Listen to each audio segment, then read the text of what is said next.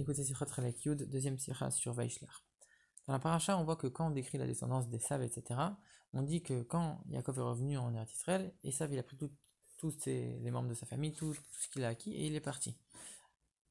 Et la Torah explique parce que les deux avaient beaucoup de troupeaux, il n'y avait pas assez de pâturage pour les troupeaux des deux, alors Esav il est parti.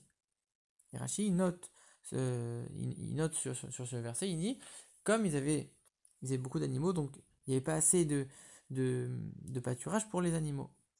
Mais a priori, c'est évident, on a déjà vu ça dans d'autres endroits dans la Torah, surtout avec Abraham et Lot, que pareil, chacun des deux avait beaucoup de troupeaux, il n'y avait pas assez de place, Lot il est parti, c'est la même histoire.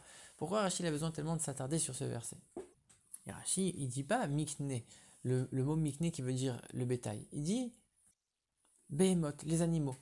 Alors en vérité, on sait très bien, Rashi il sait ce que ça veut dire mikne, et nous on le sait, d'ailleurs il emploie ce mot Rashi lui-même, et il y a plein d'autres dans la Torah où ce mot il apparaît et Rashi dit rien. Donc c'est sûr que c'est pas ça que Rashi vient ici quand il change ce mot mikne et qu'il met behemoth, les animaux, à la place. Alors pourquoi il a changé? Et Rashi, il se suffit pas de cette explication, il dit, et il y a un midrash qui vient expliquer que il y avait une promesse, il y avait une prophétie qui disait que la descendance d'Israël serait exilée. Et donc, Esav, quand il a vu ça, il a dit, moi je sais que je ne vais pas recevoir la terre, donc je nie la terre, ni l'exil, alors je m'en vais. Il est parti. Et le Midrash continue, il disait aussi parce qu'il avait honte de Yaakov, son frère, alors il est parti. Alors déjà, pourquoi Rashi ramène un Midrash? Si Rashi ramène une autre explication à un Midrash, c'est que la première explication n'est pas suffisante. Et puis ici, a priori, cette explication n'a pas l'air de coller avec la première. Au début, on te dit qu'il n'y a pas assez de pâturage, après on te dit oui, mais il ne voulait pas être exilé, etc. Quel rapport? Et puis pourquoi? Et ça, finalement, une autre question, pourquoi Esav il a attendu que Yaakov revienne avant de partir? Il ne savait pas, lui, que ça allait devoir s'accomplir par un des deux. Il aurait dû partir depuis le début pour montrer que lui, il ne veut pas que ça s'accomplisse chez lui, ni l'exil, ni avoir la terre d'Israël, et il s'en va. Pourquoi il a attendu que Yaakov revienne? Alors en vérité, on aurait pu comprendre le verset différemment. En vérité, le mot mikne, il ne veut pas forcément dire bétail, il veut dire aussi les acquisitions. Et comme dans le verset d'avant, on dit Esav avec les membres de sa famille, ses femmes, ce qu'il a acquis dans cette terre de Canaan, etc. Donc on aurait pu croire, dans le verset d'après, quand on dit mikne, ça s'applique à tout. Ça ne s'applique pas que aux troupeaux, ça s'applique à tout.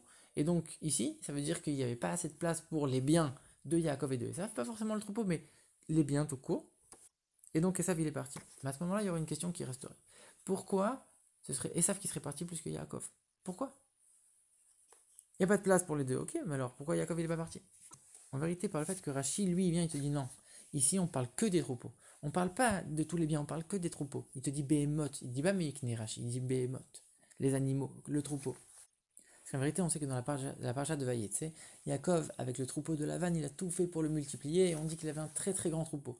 Et donc, quand Yaakov il est arrivé, alors il y avait Esav et Yaakov il avait beaucoup plus de troupeaux qu'Esav, et donc c'est normal que ce soit Esav qui s'en aille. Et donc là, on a la réponse. Pourquoi c'est Esav qui est parti et pas Yaakov? Maintenant, cette raison, elle n'est pas suffisante. Esav, c'est pas quelqu'un de droit. Il va pas partir parce qu'il voit que c'est normal, c'est logique, il aurait dû partir, alors il va s'en aller. Non. Il y a forcément plus. Esav, il n'est pas droit, il n'est pas honnête. Et donc là, Rashi ramène l'explication de la Haggadah, du Midrash Haggadah, qui te dit quoi? En vérité, non, il ne voulait pas que sa descendance soit exilée, il a dit moi je veux ni la terre ni l'exil, et il est parti, etc. Comme pour dire finalement, Esav il est parti, pas que à cause des troupeaux, c'était une raison aussi. Mais cette raison-là, de dire il n'y a pas assez de place pour les deux, alors on aurait pu dire pourquoi Esav il est parti plus que Yaakov. Le Midrash il vient t'expliquer, en vérité il y a d'autres paramètres, il y a d'autres raisons, d'autres intérêts que Esav il avait à partir. Il voulait pas que sa descendance soit exilée. Et en plus de ça, il avait honte de son frère. Il avait honte de lui avoir vendu son droit d'aînesse.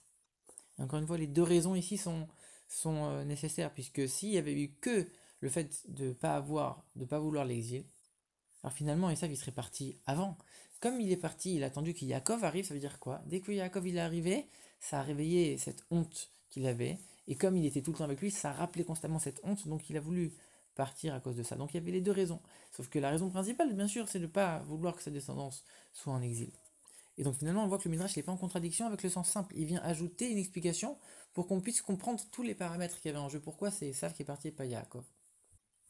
Maintenant, finalement, quand on dit que la descendance de Yitzhak sera en exil, on dit Eret Lolaim, une terre qui n'est pas à eux. On ne dit pas forcément en Égypte. Et donc, ici, par le fait que Esav s'en aille, et donc on aurait pu considérer qu'il est parti à Seir. Seir, c'est un autre pays. On va considérer ça comme un exil. En vérité, non. On dit Eretz Lolaim, une terre qui n'est pas à toi, une terre dans laquelle tu vas constamment te sentir étranger. C'était ça, cette malédiction. Et on voit quoi sur Esav? Esav va Yeshev Esav. Esav, il s'est installé. Il était chez lui, il a fait de ça, il a fait de Seir sa terre à lui. Donc, il n'était pas du tout en exil sur cette terre-là, c'était devenu la sienne. Et ça, c'est l'enseignement pour nous, que tant qu'on est en exil, que Mashiach n'est pas encore arrivé, toutes les choses qui sont liées à l'exil, on doit se sentir étranger. On doit être complètement étranger dans ce monde, dans la matérialité du monde, dans les choses profanes, etc. Il n'y a que dans la Torah et les mitzvot, parce que la Neshama n'a jamais été en exil. Tout ce qui concerne la Neshama, là, on doit se sentir chez nous. Là, on est dans notre domaine d'action. Mais toutes les choses qui sont liées à l'exil, on doit se sentir complètement étranger à ça, tant que Mashiach n'est pas encore arrivé, qui viendra très rapidement, mes